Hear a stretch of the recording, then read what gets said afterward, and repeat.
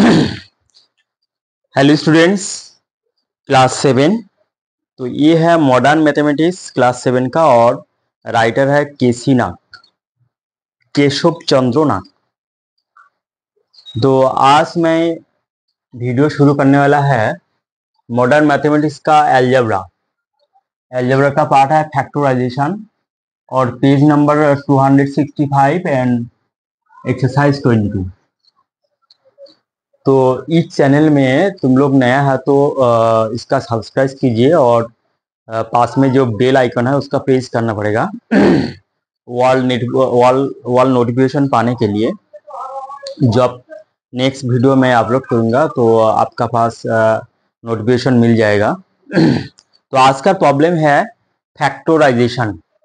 Factorisation का मतलब क्या होता है? एक एल्जेब्रिक एक्सप्रेशन का उसका बहुत सारे मल्टीप्लाई फॉर्म में लेके जाना पड़ेगा।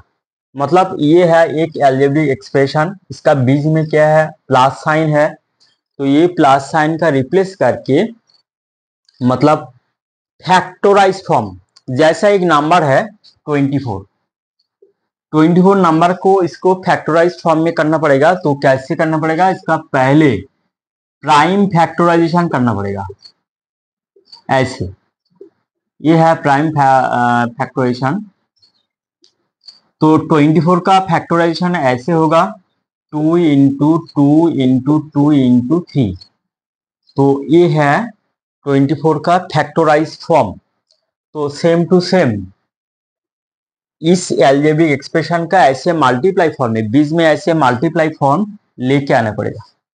तो जब मल्टीप्लाई फॉर्म में ये एल्जेब्रिक एक्सप्रेशन आएगा तो अब होगा इसका फैक्टर, मतलब फैक्टराइज फॉर्म। ये है बात।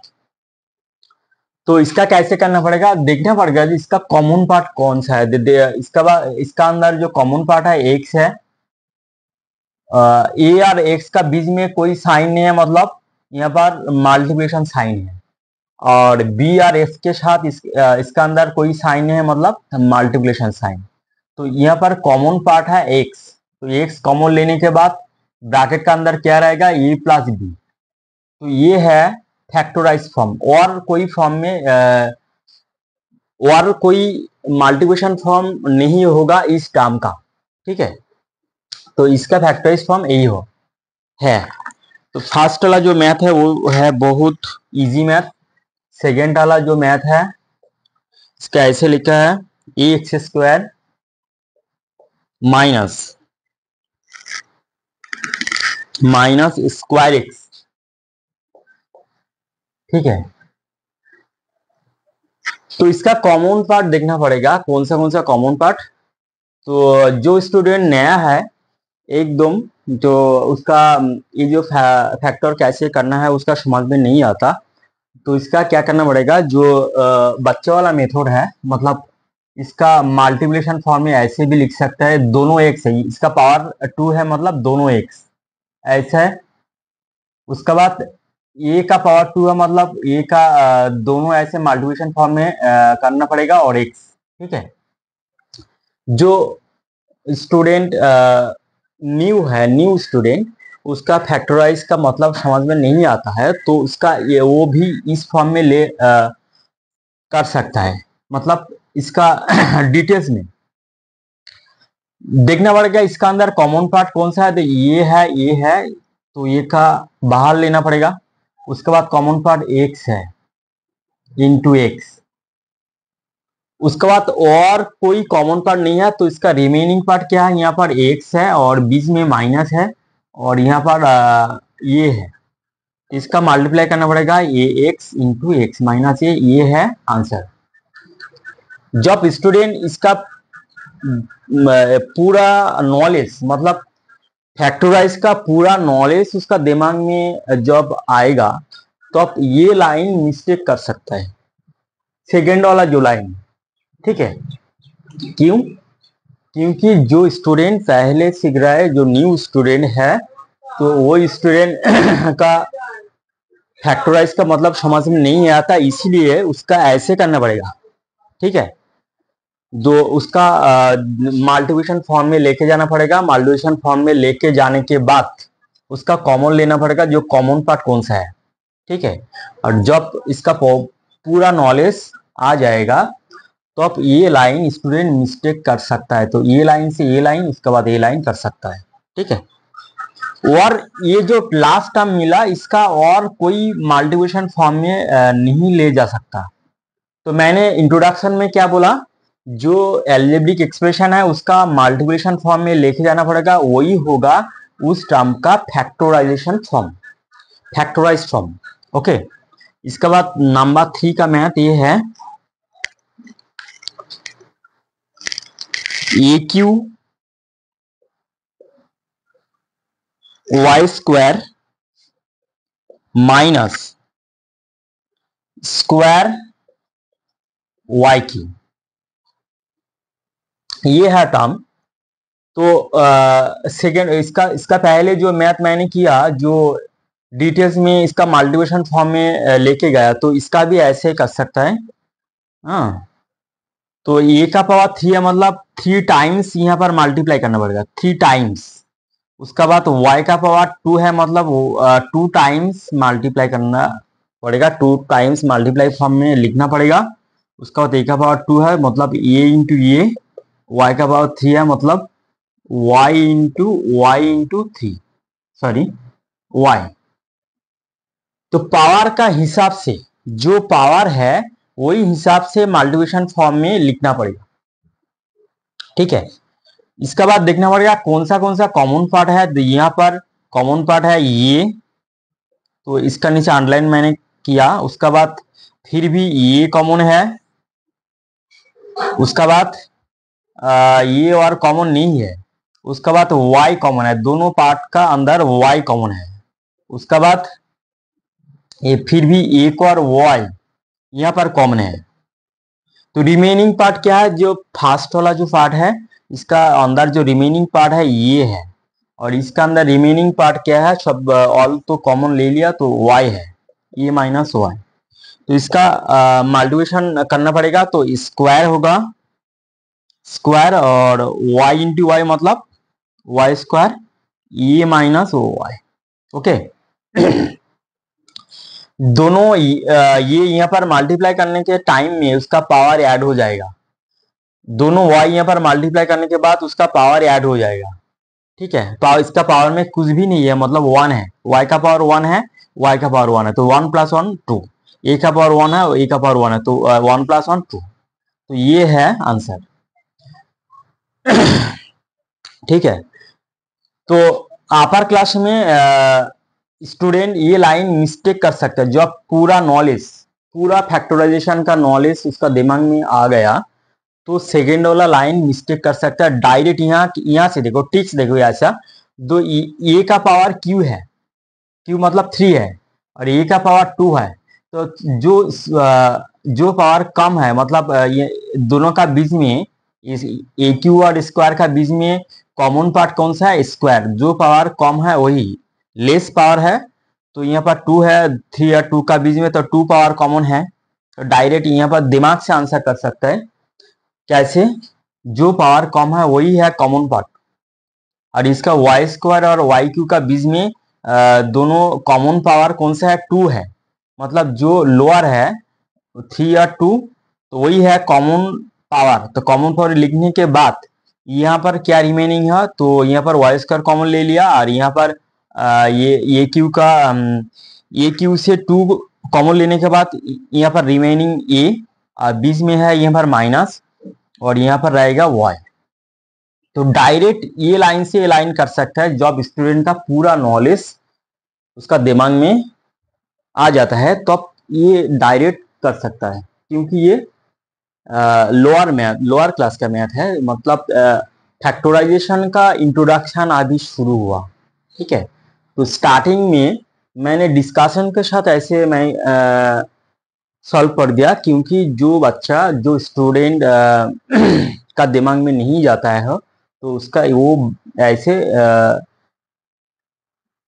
समझ जाएगा। ओके, उसके बाद नेक्स्ट मैथ नंबर 4 का मैथ है, यहाँ पर मैं करता हूँ, नंबर 4 का मैथ है। नंबर 4 का मैथ यहाँ पर लिखा है X square Y Z plus X Y Z square.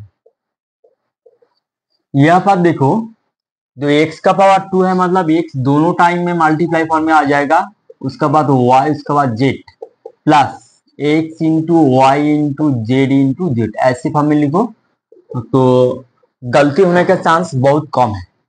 यहाँ पर दोनों का बीच में जो कॉमन पार्ट है, देखो यहाँ पर x है, यहाँ पर x है, तो x कॉमन पार्ट, उसका बाद x तो और कॉमन नहीं है, उसका बाद कॉमन पार्ट है y, तो y लिखना पड़ेगा, उसके बाद z कॉमन पार्ट है तो z लिखो।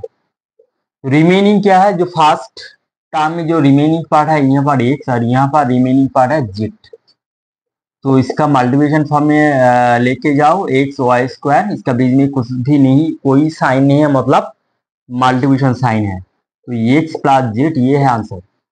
ठीक है, तो आंसर यही है। और इसका दिमाग से जब करेंगे, जब शॉर्टकट मेथड में, देखो यहाँ पर एक्स एक्स स्क्वायर और एक्स, तो दोनों का जो पावर का हिसाब से कॉमन पावर कौन सा है, वन, ए वन मतलब एक्स, एक्स का पावर कुछ भी नहीं है मतलब वन, और वाई का बीच में ये दोनों, यहाँ पर देखो दोनों वाई यहाँ पर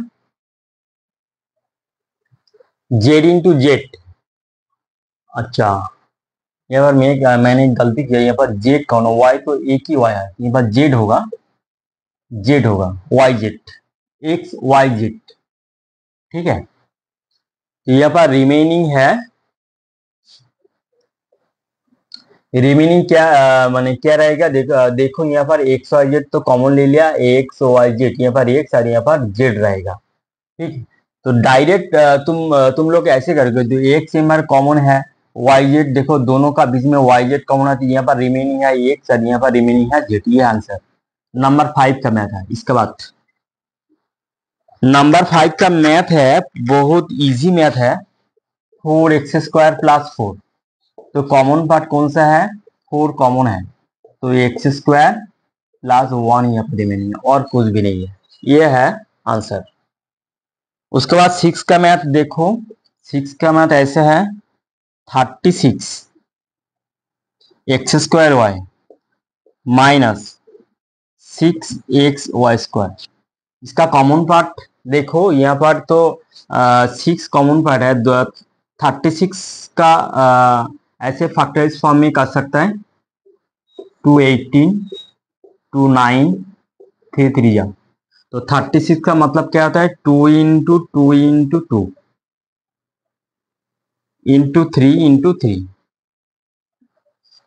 और दोनों एक से है तो दोनों एक से ऐसे मल्टीप्लिकेशन फॉर्म में लिखो, into Y minus 6 into X into Y, ऐसे फॉर्म में लिखो। ठीक है, उसके बाद ऐसे करो, दोनों का बीच में जो कॉमन पार्ट है उसका लिखूंगा 6 को ऐसे मल्टीप्लिकेशन फॉर्म में लिखो, 3 इंटू 2 ऐसे भी लिख सकता है, तो यहाँ पर 2 कॉमन है, 2 यहाँ पर लिखो, उसके बाद 3 कॉमन है, 3 यहाँ पर लिखो, और कॉमन पार्ट है जो नंबर का हिसाब से, और कॉमन पार्ट नहीं है, यहाँ पर एक्स यहाँ पर कॉमन है, तो मल्टीप्लिकेशन साइन देने के बाद एक्स लिखना पड़ेगा, उसका बाद क्या कॉमन पार्ट है, वाई कॉमन पार्ट है, उसका बाद वाई लिखो, और कोई कॉमन पार्ट नहीं है तो ऐसे लिखना पड़ेगा, तो यहाँ पर रिमेनिंग क्या है, 2 इंटू 3, 2 इंटू 3 ये अनकॉमन पार्ट है, उसका बाद y है, यहाँ पर y है।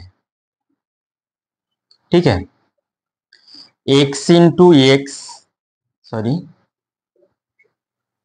तो x पार्ट तो यहाँ पर ले लिया, तो यहाँ पर y पार्ट भी यहाँ पर ले लिया, तो यहाँ पर क्या रिमेनिंग है, एक x, उसके बाद यहाँ पर कौन सा कॉमन है, 6, तो यहाँ पर देखो 3 2 x ले लिया, तो एक y ले लिया, तो x यहाँ पर है माइनस y, तो इसका मल्टीप्लिकेशन फॉर्म में लिखना पड़ेगा 6xy into 6x minus y, ये है आंसर। तो डिस्कशन के साथ ऐसे मैंने किया, ठीक है, डिटेल्स में किया। जब शॉर्टकट में होगा तो कैसे होगा, यहाँ पर देखो 36 और 6 का अंदर कॉमन पार्ट है 6, x का पावर 2 है, x का पावर 1 है, तो कॉमन पार्ट कौन सा x, यहाँ पर क्या रिमेनिंग है x, और यहाँ पर क्या रिमेनिंग है 6, यहाँ पर बाहर करने के बाद 6। उसके बाद y कॉमन पार्ट है, तो y कॉमन लेने का बाहर लेने के बाद यहाँ तो y तो नहीं है, तो यहाँ पर ओनली रिमेनिंग है 6 और बीच में माइनस है, यहाँ पर रहेगा y। तो ये है आंसर। ओके, तुम्हारा आंसर सही है कि गलत है ऐसे चेक कर सकते हैं। 6x यहाँ पर मल्टीप्लाई करने के बाद जब इनिशियल लाइन मिलेगा तो अब ये आंसर सही है। देखो इसका मल्टीप्लाई करने के बाद मिलेगा 36x² y और 6xy², तो आंसर सही है। ठीक है, ऐसे दिमाग से काम कर सकते हैं।